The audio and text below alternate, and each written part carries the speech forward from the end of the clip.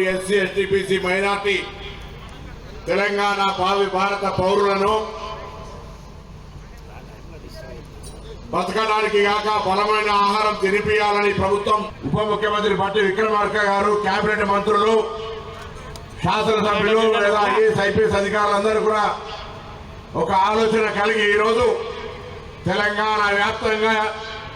ప్రభుత్వ హాస్టళ్లలో చదువుతున్న 8 లక్షల మంది విద్యార్థులకు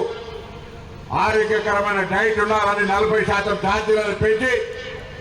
డైట్ను కూడా యశోధర లేదా నేమ్స్ కిమ్స్ ఇతర హాస్పిటల్లో డైటీషియన్ ద్వారా బతకడానికి కాకుండా బలంగా పౌష్టిక ఆహారం ఉండాలని ఒక లిస్టు తెప్పించి ఆ యొక్క లిస్టు ప్రకారంగా ఈ అందరికీ కూడా ఆరోగ్యంగా ఉండాలనేటువంటి దాని మీద ఈరోజు డైట్ ప్లాన్ మనం అన్ని జిల్లాల్లో ప్రారంభించుకుంటా ఉన్నాం.